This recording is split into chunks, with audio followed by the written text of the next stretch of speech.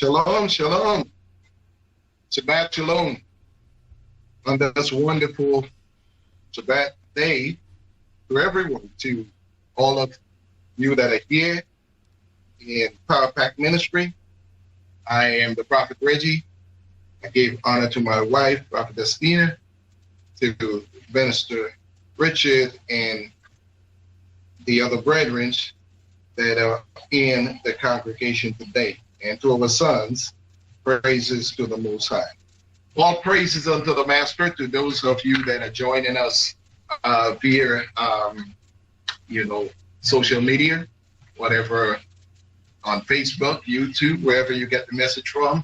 Again, I am Prophet Reggie from Power Pack Ministries and the pastor here at Power Pack Ministry. So we are going to start off today. Today, I want to give the Master thanks and praise for all of you that are here with us and all of you that are joining us, as I said. I want you to turn with me to the book of Mordecai.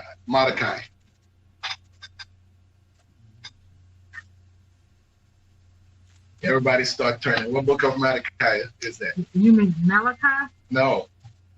Mordecai. Mordecai. I think you said Malachi. No, Mordecai. We going to the book of Mordecai. Anybody? Is that book existing? No. No. Oh, okay.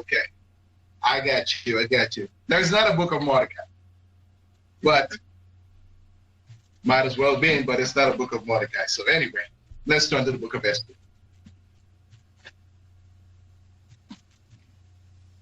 You guys are what, Mordecai?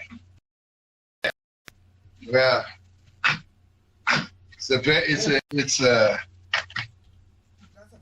this book here, and the message today, very simple message. A time and place in history, and a rise to greatness. So the message is a rise to greatness, but subtitle, time and place in history. A rise to greatness. So let us start here. I want to go to Esther, the book of Esther, in the scriptures. That would be 11:10 in the scriptures, and we are going to talk a little bit. We're going to be jumping around here and there, putting this message together, because the way this is set up. What chapter? 8. Yeah, we saw in chapter 1, just giving you a little 8:10 or 8:11. So we just get a little synopsis of what is happening here, and then we'll move along. So we know we're in the book of Esther, and the focus is, as we study this book, and as we has heard preachers preach this book, and the main focus and the main character that we always focus on is Esther, because the book is called the book of Esther. But today, the focus is not on Esther. So we're not here to talk about the sovereigness Esther, but we're here to talk about someone that is in the book of Esther in a rise of greatness. So let us talk about it. Let us talk about how the Master can use us in a time and in a season when things don't look the way we think it should. And sometimes, we don't get the focus upon us, but the Master has a plan for us. He has a plan in his kingdom for us. But sometimes it don't look like anything is about us. But again, let's just go for a little bit, and I'll explain this to you as I go on. Now, in chapter 1, the book of Esther, and I'm going to have different people reading out different parts for me today. So we're going to read alternatively in different parts. So I'm going to begin here. I say, and it came to be in the days of Ahasuerus, which is, again, as we know, Xerxes. He said he is the Ahasuerus, whose reign from India to Kush, 127 provinces. He said, and in those days, when the sovereign Ahasuerus sat on the throne, his reign, which he was in the citadel of Shushan, said that in the 3rd year of his reign, he made a feast for all his officials, servants, and the power of Persia in the midst, and the nobles and the princes of the province were before him. Now, this king here, who is sitting in the chair or the throne and is reigning over all of this province, and he has all the power in his hand. Now, we're not even focusing today on that king. It's not what we're here for today. We're not even focusing on all of this, but there is a key point here that we're going to make today, and you're going to see. Sometimes you're in a company of people. Sometimes you're among great people and history making, but no one really sees you or understand your place and time in history. No one knows it but the master and the plans that he has for you. Because to you, to other people, you are just another person, ordinary. You are just a person that is just one of the people in probably a company. You're just a worker. It might be in school. You're just a classmate. You may not be looked upon as anything great or at that time. But everything, as we talked about a couple weeks ago, there is a time and season. For there is a time and season for everything. Every man has his time and place in life. Now, do we know our plans, the plans that the Master have for us? Do we understand every step that we need to make? Or do we understand everything about our life? The only way we will have that kind of guidance is that we stay within his bounds. We stay within the boundary of the scriptures, and we stay within the laws. But other to that, we will just be another human being. Just another human being. So now, check this out.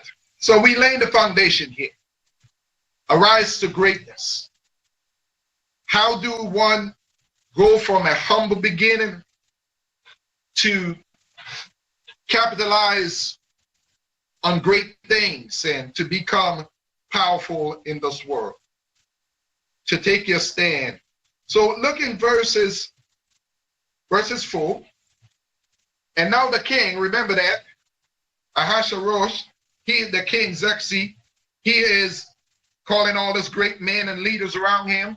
He got all the princes and the different ones, the different leader from Persia, from Mids and the Purge. He has people all the way from India and Shushan. He got people all around the place that is gathering to observe the king. Check this out. Verse 4, he said, and when he showed his riches of his esteem reign and the splendor of his excellency, greatness for many days, 108 days, 80 days, 180 days. He said, and when those days were completed, the sovereign made a feast lasting 7 days for all the people who were present in the citadel of Shushan. He said, from great to small, in the courtyard of the garden of the sovereign's palace. It says white and blue tapestry were fastened with cords of fine linen and pearl. It said purple, and it says, and silver rods and marble columns.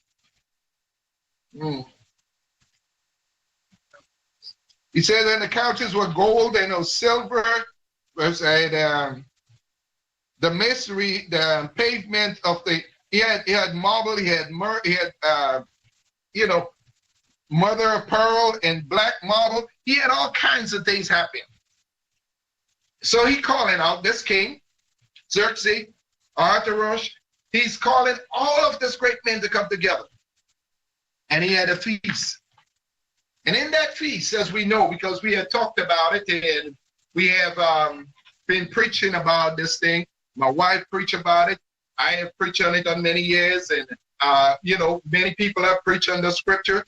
And we know the story about Queen Esther. We know the story of how she came to be in this position. But we want to see something else today. I want you to go in chapter 2. And we're going to just, right now at this time, I'm going to have different people reading different sections. So we could start with the minister reading verse 5 in chapter 2. And then you can read there to, let's say, verse 10. So let us listen to the word of the minister. Stand with me and read aloud so the people can hear. In the citadel of Shushan, there was a certain man, a Yehudi, whose name was Mordecai, son of Yahir, son of Shemish, son of Kish, a Benjamite, who had been exiled from Jerusalem with the captives who had been exiled with Jeconiah, sovereign of Yehuda. Okay, so let's hold it right there so y'all could follow along with what he just read. In verse 5, he said, in the citadel of Shushan, there was a certain man who was a Yehudite, whose name was Mordecai. He said, son of Ayer. He says, son of Shimei, son of Cush, a Benjamite. This is who this man is. So he's not royalty, as the people would say. He's not royalty. He's just a humble brother. One that was in the exile, one that was captive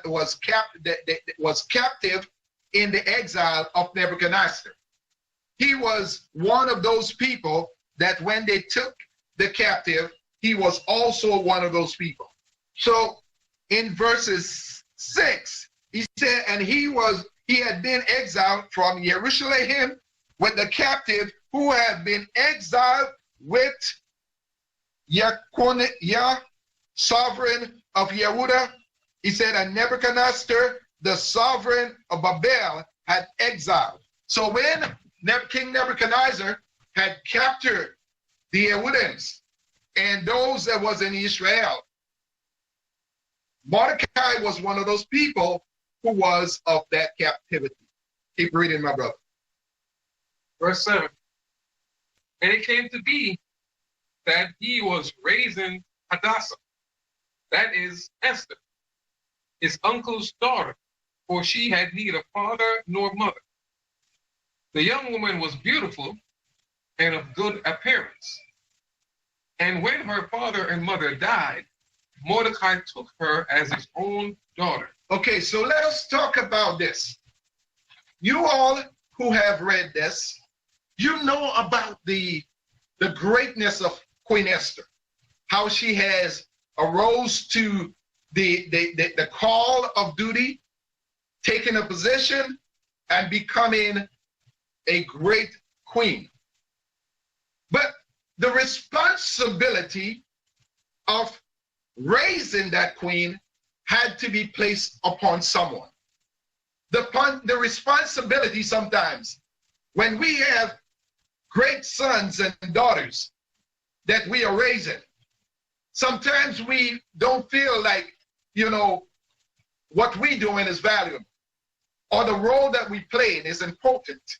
But in order to raise up a queen, or in order to raise up a king, the master must place in you the person who will have the responsibility, the job. Now, the job may not look like it's that valuable or significant, but it is, because imagine you have the role, just like when Messiah was coming forth into this earth, his mother Miriam had the role of being his mother. Didn't realize how powerful that her womb would be to carry the creator of the universe, of the world. Now, you thinking about it, you think, well, okay, it's all about him. Yes, it's all about him. But there is something about her before he came forth. She had to be righteous. She had to be pure. She had to be everything that she was supposed to be in order to bring him forth.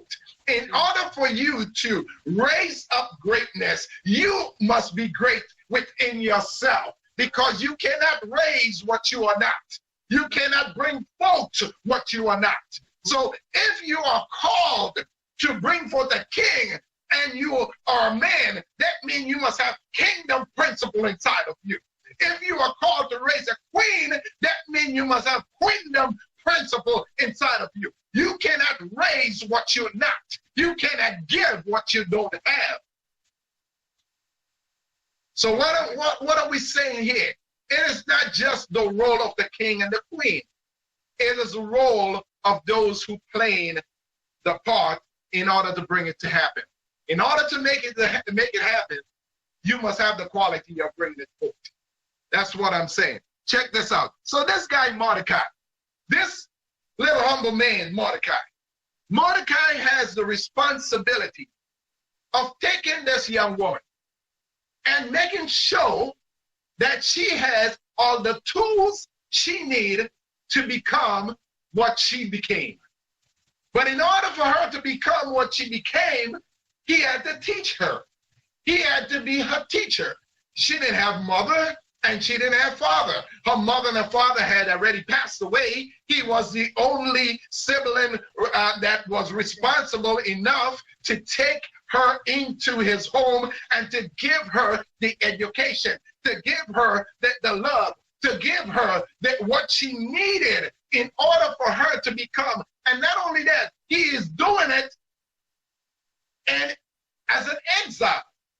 He's doing it as a person that is in exile, that is in slavery, a person that is captured. So he's not just doing it because he has all the money, so he can do it. He can send her to the best school. He can send her to the best, university. He can send her to the best, place where women can be treated right and how you call that type of school? Where they get all the, they get all the things about making up themselves and setting a table and the modest, there's a name for it, but I can't remember. But she going to this, she didn't have that. What he had was the responsibility of knowing that he's a righteous man. And he's going to raise her the best way he can. Now he's raising her. Check this out. Because sometimes we don't see that. This man is raising this child or this young lady while he is enslaved. While he's been captured, she is with him. And everyone is looking down upon him like he's nothing. But he is doing a job, a valuable job, a job that is so precious that the heavens is looking, that the master is looking from heaven, watching him and guiding him to get done what has never been done. Because this Vashti queen, she has her own way. She like, I don't care what the king says. The king ain't going to control me. I'm my own woman. I'm going to do it my own way. Mordecai looked upon Esther and he said, or Hadassah, and he said, no, you must be humble. You must be this, you must be that. And he's training her and he's raising up. So he has a great responsibility. Keep on going, my brother.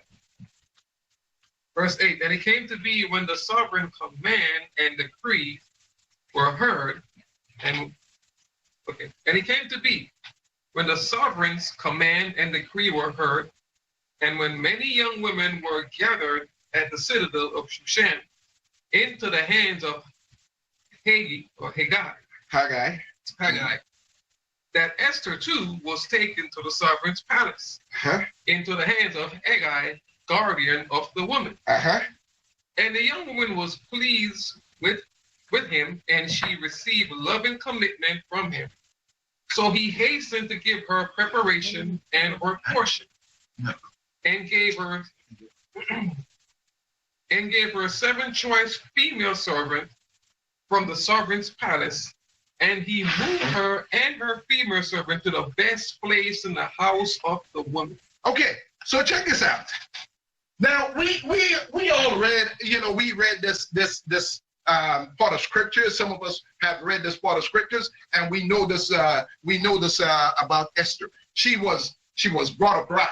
She was given the best. She was put aside for a whole year. Now I want you to read to the next part, just verse 10. Esther had not made known her people or relatives, for Mordecai had commanded her. Wait. Esther had not made known her people, for Mordecai, that is training her, a person that is enslaved, that is looked down on, one that is captured and that is in captivity, is bringing out some quality, because he could have simply said, man, I am in captivity, and they're in captivity. I don't care about anybody but myself. I got to save my own life. I got to make sure I got enough food for me and my niece. I got to make sure that we're taken care of.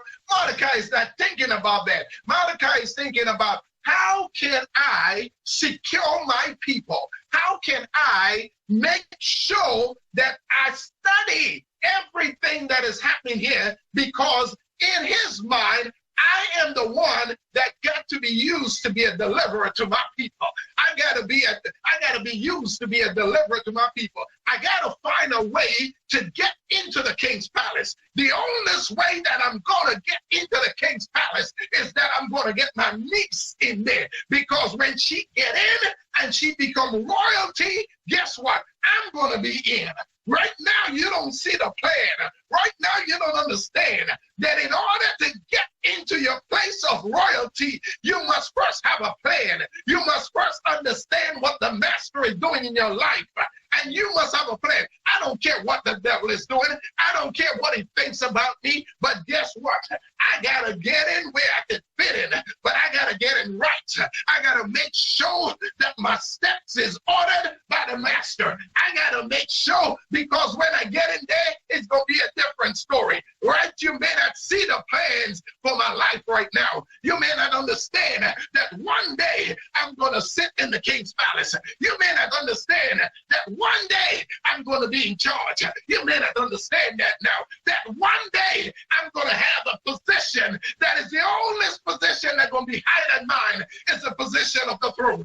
You don't understand. You see, like Joseph was in prison and he was running the pit, but they didn't understand that the plans that you made for me, the master had something greater than that. You see, you had a plan to imprison me. You had a plan to kill me. You had jealousy. You had envy.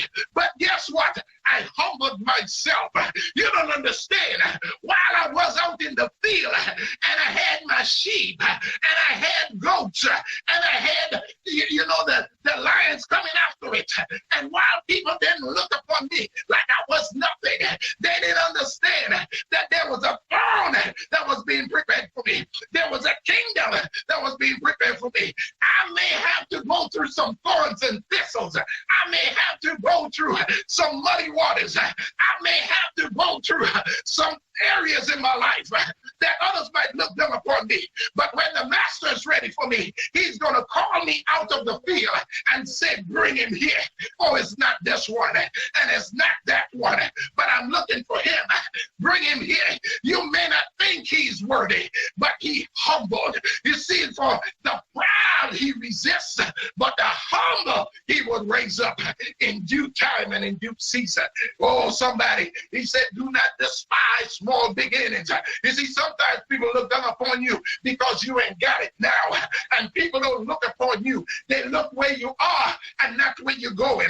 Oh, but sometimes it's not where I'm at, but it's where I'm going. You see, because my mind is made up that I'm not going to stay where I'm at. You see, I got in me the word, and the word is going to guide me, because the Torah is a lamp unto my feet and a light unto my pathway. I'm not going to stay here and wallow in my situation when I know there is greatness ahead of me. Come on, brother, read it. I want you to see. Just come on. Let's go. Let's go with me today. So Esther had not made known her people or relatives. Esther has not made known her people or her relatives. For Mordecai had commanded her not to make it known. For Mordecai had commanded her not to make it known. You see, that's wisdom. And every day Mordecai walked about in front of the courtyard of the women's quarter. You see, and every day Mordecai would walk up and down in front of the woman's quarters, looking to see where his niece is and whether or not she's been treated right. Now, listen, let me show you something. Something that people don't understand. Mordecai is not yet in the palace. He is outside the walls of the palace. He's just walking by to get a word. Sometimes you got to walk by to get a word. While you're walking in the daytime with the malice, you just want to hear a word from the master. Sometimes people see you and they're wondering what you're doing. And you just got your head up in the heavens, or you're walking about and you're praying, and people want to know, hey, you may not see it right now, but I'm waiting on a word. You may not understand right now, but I'm waiting on a word. You see, because when he called me, he already done qualified me. He already done prepared me. He already done chose me. Guess what? Oh, in due season, for I will reap in due season. Right now, I might be sowing, and I sow into people that don't care about me. I might be sowing to people that don't even think I work it. Oh, yes, they don't want to sow back to me, but the master says, I would raise you up in due season. They may not want to believe that I'm who I am, but he's going to raise me up, or raise you up in due season.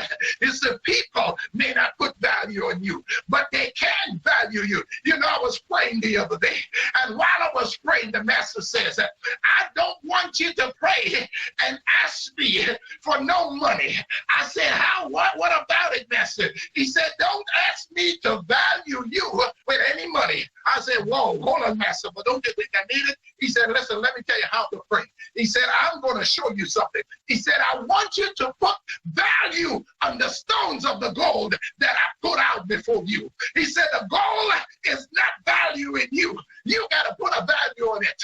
Man got to put a value on the stones that is gold before it can even be worth something. You see, it's only stones right now, but when you put a value on it, it worth something. Your car don't value you. You put a value on the car and make the car worth something. Your clothes don't value you. You put it on and let the clothes mean something. Oh, yes, the master says, I want the monies that come in. You put the value on it, because what they put on it is not the value of the money, because it don't even watch what they write.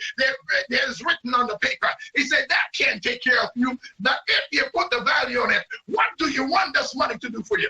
I said, master, what do I want it to do for me? I want it to buy my house. He said, put a value on it. How much do you want it to be? I want it to be $1 million. He said, well, you are the one to value that paper, not the paper going to value you. You are the one going to value the silver, not the silver going to value you. He said, put a number on it and say what it's going to be for you and make it work for, oh, hallelujah. Somebody give him praise up in here. Hallelujah. Somebody give him praise. You see, we waiting until we get $1 million so the money could make us of value. Some people get $1 million and it don't mean nothing. You, the value is you. You put that value on that money. What does it mean to you? What can you do with it? Because some people get $1 million and it's like a dollar. It's just going from one pocket to the next and it goes up. what can you do? Put a value on it. Put a value on your children. Because other than that, they're just another human being. But what do you want them to be? Put a value on them. Speak into their life what you want them to be. Put a value on them because the power is dwelling inside of you. Hallelujah. Oh, yeah. They don't know what they want to be yet. You are the ones, the matriarch. You are the ones that are patriarch. You are the ones that are righteous. He said, Abraham will teach his children. Oh, yes, you put the value on them because they don't know what they want to be yet. They are in the making. But while they are in the making, you're going to value them to what? Steer them to the place that you want them to. See, put a value on that. I think it was Richard. They had a movie now called King Richard. And this is Serena and Venus Williams' dad. He made children before they became tennis players and put a value on them that they were going to be tennis players. And then raised them to be tennis players. He put a value on them.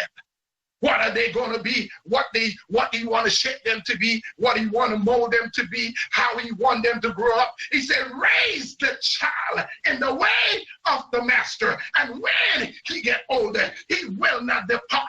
You have the responsibility, mother. You got the responsibility, father. It is not the responsibility of the child. No, if you don't take them in a place where they can get the word, they're going to get some of the word.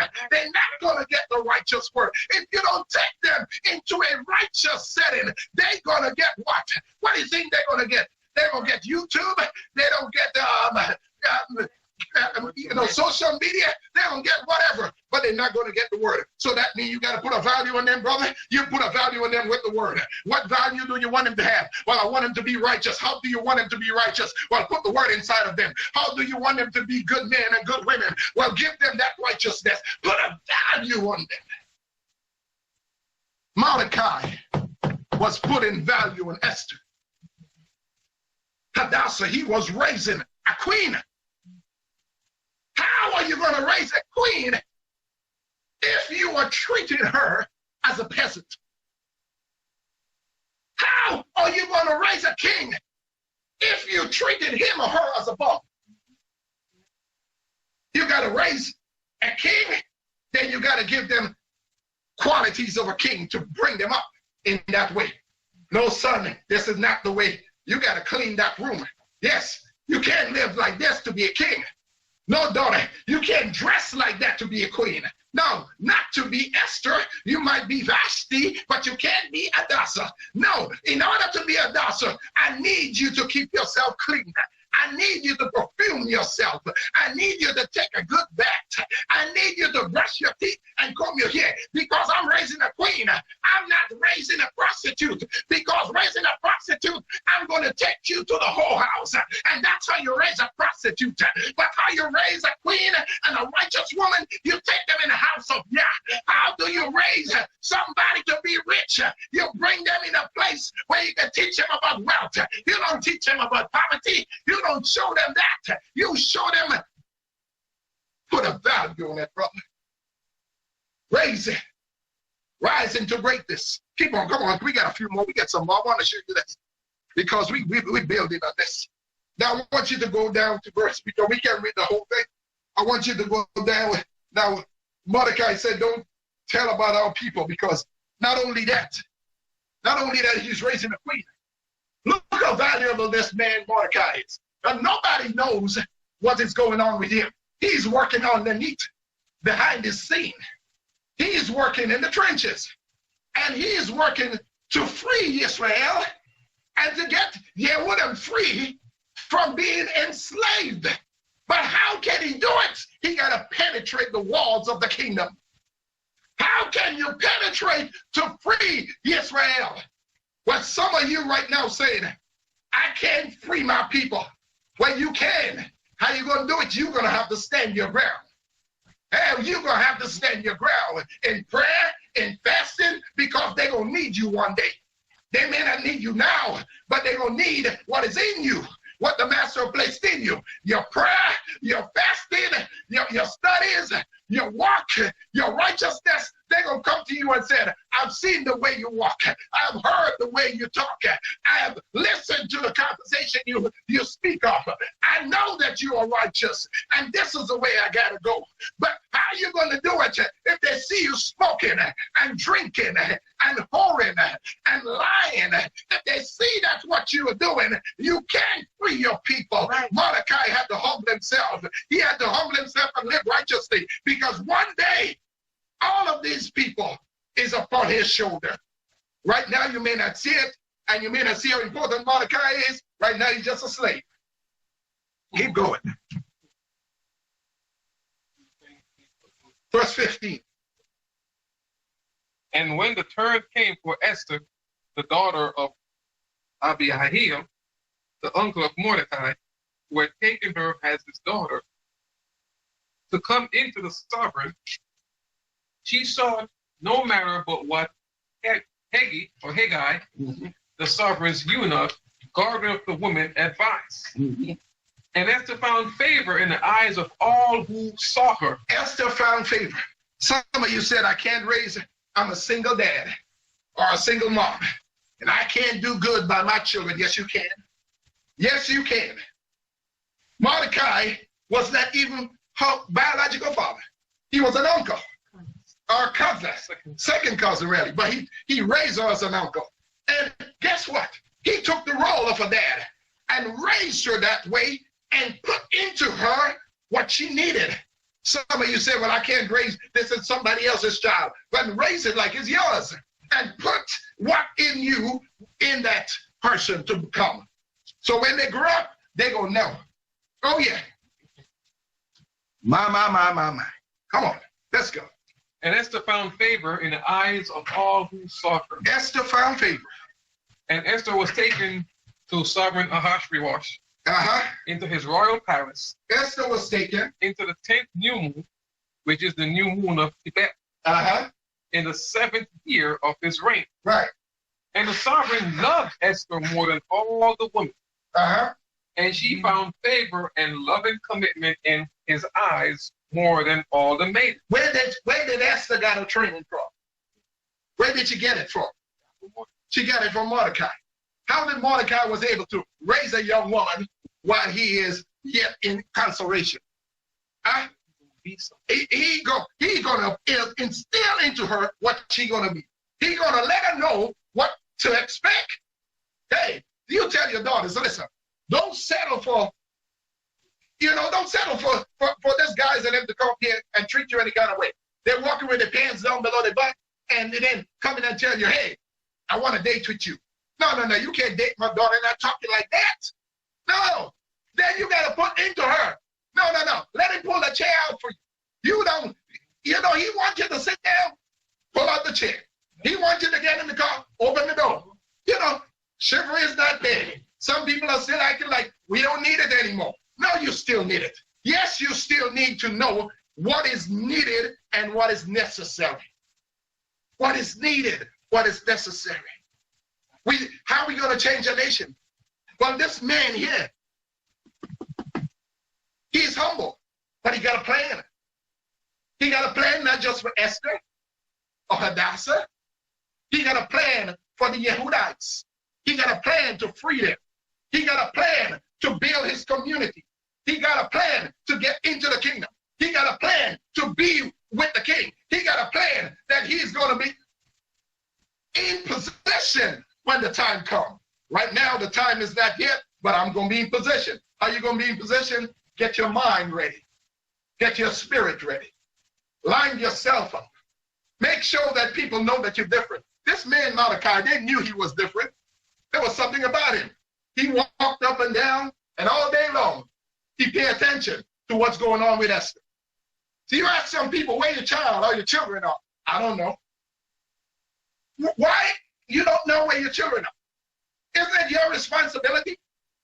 They're out there shooting guns and everything, carrying a whole arsenal in your house, and you don't know it. How come you don't? What are you doing? What kind of parent are you that your children got AR 15 in the house. They got, bazookas and rocket launchers and bomb-making materials inside of their room, and you never enter the room. You never check it out. You don't know what's going on in their life. But what kind of person or leader or father are you? You got to know what's going on. No. It's not getting dark, or even before it getting dark. Where you at? Why are you asking me where I'm at? Because I need to know. I'm your parents. I'm your dad, your mom. I need to know where you're at. Well, I'm grown. How grown are you? You're still in my house, aren't you? Well, you ain't grown yet. Because all grown people going to find their own place. Right now, you're not grown, so you got to tell me where you're at. You got to tell me when you're coming, what's going on. Some parents, they don't care. They think their children is their best friend. No, you the parent. Their children know you're your best friend. Oh, best friend what? No, you ain't no. No, I'm the parent. And I'm going to be the parent until, yeah.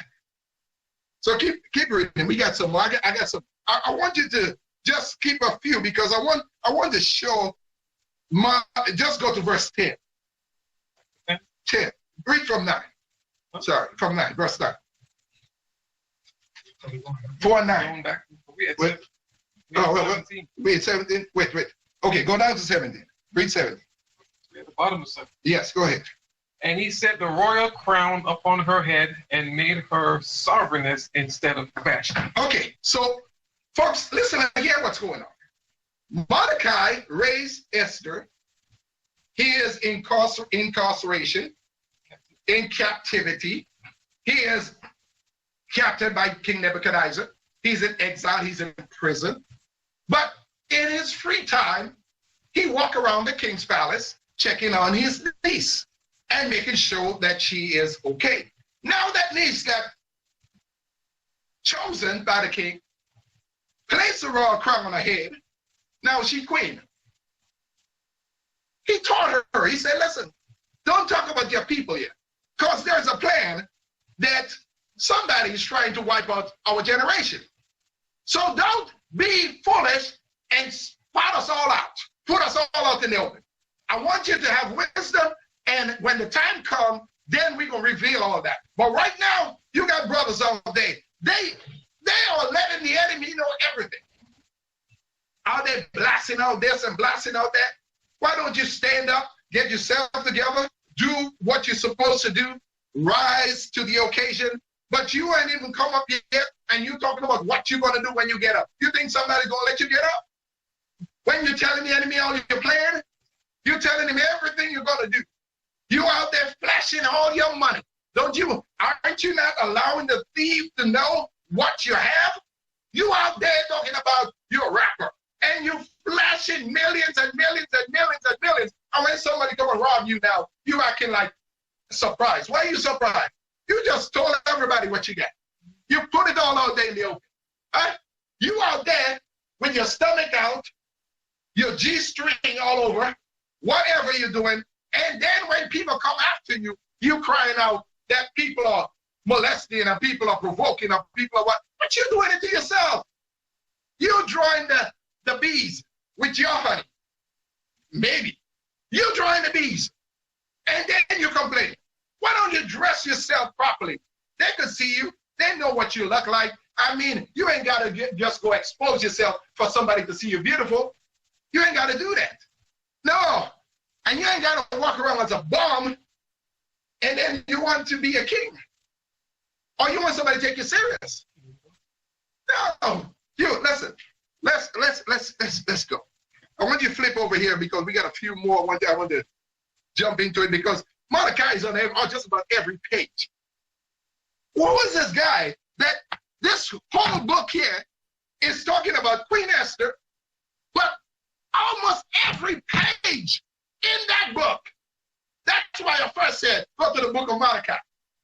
Because in that book has talked about how great he is, but nobody saw it. Not too many people seen that. Because all they see is the greatness of Queen Esther. But what's about Mordecai, who is the one behind the scene preparing the plans and putting it together? Let's look at verse 5 And let's look at chapter 5 and verse 9. Let's read that. I want to show you where Mordecai played a major role in this whole book of Esther. Go ahead. And Haman went out that day rejoicing with a glad heart. But when Haman saw Mordecai in the sovereign's gate, and that he did not stand or tremble before him, he was filled with wrath against Mordecai. Okay, so now let's break this part down so you get, I'm kind of speeding it up because this book is a very long book and we got to speed it up so we could get to some interesting part and we should close it up. Haman had feasts for the king because he want to be known. He want to show that he is the general, the person in charge. And he came up against Mordecai and his people. And he said, listen, he made this great big news to the king and said, King, you got to put me in power and in position. So I'm going to have a feast for you, a celebration that every single person in the whole region will honor you and will bow before you.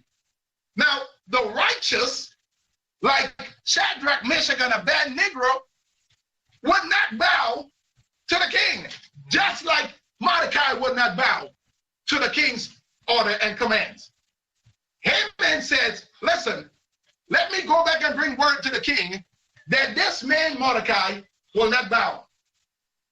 You talking about Hebrews? Yep. Who are you talking about? Israel. Israel wouldn't bow to JC, and so now people are mad because you are not bowing to JC and you're not giving up to Christmas and you're not giving up to Thanksgiving and you're not calling him JC. And so now all of a sudden, you ain't nobody. You can't even go in their churches anymore because you're blackballed, because you're Hebrew Israel. And nobody want to hear that because you're not talking about JC. You're not talking about an oppressor. You're not talking about what oppress our people. You're not talking about that. So Mordecai said, no, I'm not bowing to that. I'm not bowing to the king. I know who I serve. I'm not bowing. You refuse to bow. What happened? Well, let's read it. Go ahead. Keep reading just a little bit more. And then we go, because we gotta, I mean, this thing goes. But Haman went out that day rejoicing with a glad heart. But when Haman saw Mordecai in the sovereign's gate, and that he did not stand or tremble before him, he was filled with wrath against Mordecai. But Haman held himself in and came to his house, and he sent and called for his loved ones and Zeresh, his wife. And Haman recounted to them the esteem of his wealth and his many sons and all in which the sovereign had promoted him, and how he had exalted him above the officials and servants of the sovereign. And Haman said, besides Esther, the sovereigness, let no one but me come in with the sovereign to the feast which she prepared. Come on. And tomorrow, too, I am invited by her along with the sovereign. But all this does not suit me, as long as I see Mordecai, the Yehudi, sitting at the sovereign's gate. So his wife Zeresh and all his loved ones said to him, let a wooden structure be made, 50 cubits high, and in the morning speak to the sovereign that Mordecai. Okay. Hold right there. Let me break that down so that people understand. Haman, who is the official, the high-ranking ruler with the king, the king's number one man, he is invited to Queen Esther, who is Mordecai's niece that he's raising, and she make a feast, and the king gave her all the rights to do it. Haman was invited, and he feel like he's an official. Man, this is a great party. I gotta go because I'm worth something. You know, I'm a person of nobility. I'm a royal person. So he tell his family, he said, listen, I'm going over to this festival, to this feast. Oh man, I have all this money. I got all this wealth. Look at me. I am the richest person around here. It's not about Queen Esther because it's about me. I got it. I got the money. I got the wealth. I got the riches. Check it out. But he is not satisfied when he comes to the gate and he see Mordecai. Why is he so perplexed by Mordecai? What is the problem with him and Mordecai? One, Mordecai is righteous and Haman is not. So Haman getting advice from his family, his wife, another type of Delilah, or what do you call it? No, the other one, Jezebel. So Haman's wife say, listen, why don't you put up a wooden pillar, hang a gallows on it, and when Mordecai come in, set a trap for him and get the king to hang him. Now, if I break all this down for you, I can't break all this down for you, it's going to take too long. I'm going to break it down. I'm going to just give you a little something about it. I'm going to just give you a little parts about it. Haman did not succeed in his plans. But let's see what's happening. Because Mordecai, in his observant and in his righteous ways, overheard Haman and his people planning to have a revolution against the king and to murder the king. So Mordecai sent word to Esther, and he said, warn the king that Haman is planning and plotting to overthrow you. So guess what? The king said, okay, get it. I'm going to keep that in mind. And the king kept it in mind, and the day of the feast, when Haman had his plot, he brought Mordecai, he brought Esther and all the people in, and now Mordecai is giving word to Esther to handle her business. Now you could tell them who you are. Now you could show them the power of a woman. Now you could show them the authority that you have. Now you could speak in my stead because I trained you well. I brought you up well. So now it's time that you go out and let the king know who you are and who's your people.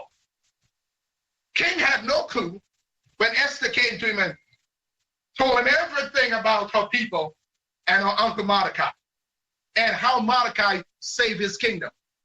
So let's look at the last part here and see what happened. Well, in that same story here, in that same history or teaching here, Haman went to the gallows. The same rope that he put up for Mordecai, he got hanged on the same rope.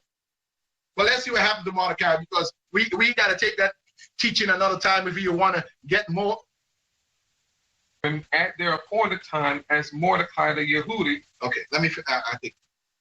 Okay, so Mordecai is now establishing that this day of Purim must continue throughout the life of a Yehudim. So in verse 9:31, he said to establish these days of Purim, he said at their appointed times, and Mordecai the Yehudi, he said and sovereigness Esther had established for them, and as they had established for themselves and their seed concerning the matters of their fastings and lamenting, it said, and the decree of Esther established the matter of Purim, and it was written in the book. So Esther has sealed that and said that all Yehudim must celebrate this. Now let me show you at the end of Mordecai's reign what happened at here. In verse 10 it said, and sovereign Ahasuerus, it said, laid compulsory labor on the land and the island of the seas. So all the islands, he done set out a decree of hard labor, compulsory labor. He said, and all the acts of his power and his might and the exact account of the greatness of Mordecai, with which the sovereign made him great. And they not, he said, and they not written, are they not written in the book of the annals of the sovereign of the Medes and the Persians? He said, for Mordecai, the Yehudim, was second to sovereign Ahasuerus, and great among the Yehudim, and pleasing to his many brothers, seeking the good of his people, and and speaking peace to all. Peace. Okay, and speaking peace to all his seed. He says that Mordecai, has risen, he had rose to the occasion of being number one. Well, second in command. The first person was the king, so he was number one to the king. He was number one to the king, which took the position that Haman had, and he became that. So went from being a slave, went from being in captivity, went from being in exile to raising one of the greatest queen that have ever walked the earth, and also is freeing his people that was in captivity, brought liberation to them, and not only that, he has taken the position and sit alongside of the king next to the throne as the number one position. Now, let me put that to you. Let me share this with you. People may despise you. People may not give you the value of who you are or the worth of who you are. But when you humble yourself before the great creator, when you stay in righteousness, he will raise you up to become that which he will make you, and everyone will see. He will put you in the position of greatness and leadership. But you must humble yourself. You cannot strive and take the position yourself. You must just walk it out. And you must have the good of the people in your heart. You must have the betterment of the kingdom in your heart. You must have kingdom mindset. You must have a mindset to establish the word of Yah, because Mordecai stood and stand in his place of righteousness, never moving out of that place, never getting out of character. He was always in character. He was always a righteous man. He always standing. He always stand in the place of righteousness to represent the master. He's going to raise you up. Don't worry about it. He's going to bless you. Don't worry about it. You just stay faithful, because the sun is going to shine again. You see, today it might be gloomy, but guess what? The sun will shine again, and the master will smile upon you and give you his shalom like he gave in the end. Mordecai gave it the peace in the end. His shalom will be upon you. Brothers and sisters, I want you to go back and search through the book of Esther and learn everything you can about Mordecai, because that man was a great revolutionist who have brought liberation to the Yehudims. But he done it with humbleness and style. He done it in a way like no one else had done it before. The way he did, man, humble and penetrated the walls of the kingdom. But he went right in from outside of the walls to inside the palace, sitting next to the king. The master, this message is for somebody today. Somebody may have overlooked you, didn't think that you worth anything. They did not value the words that you speak or spoke. They didn't value you.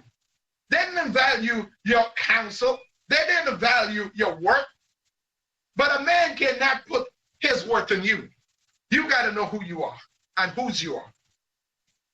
And don't let the things of the world value you, because you are the one to value the things of the world. See, when the master created heaven and earth and he created all of this, it's for his own pleasure and to share his bounty with you. He gave Adam the power to name everything. Imagine Adam, and I'm wrapping it up with this. Adam had the power to put the value on things. Who put the value on things? Who named it? He did. Who said what it was? He did. He even valued his wife. He said, she is flesh of my flesh and bone of my bone. She will be called woman. He put the value on her. So man, if you want to have a great wife, put the value on her. Put the value on her by esteeming her, by knowing that you are a righteous person. Because guess what? You may not be everything that she thinks you might be right now, but the master knows that guess what? Mordecai didn't look like much, but he sure was sitting up on the throne at the end, right there with the king. Somebody might look down on him and say, well, they ain't worth nothing. Brother ain't got two stones to rub together. But guess what? Brother was a praying man. Brother was a fasting man. Brother was a man with wisdom. And when the time come to put in position, like Joseph, the master knew who to call and put in position. Like Joshua, he knew who to call to put in position. Like Caleb, he needed to call to put in position. Like Peter and Mark and Matthew and John and Bartholomew, they was not looked at anything. They were looked upon to the community. But the master knew that he could trust them because guess what? They were humble. It may not look like much, but when the time comes and the time is ready, he gonna put you in position and he is gonna put the crown on you. Hallelujah. Give him the praise. Come on.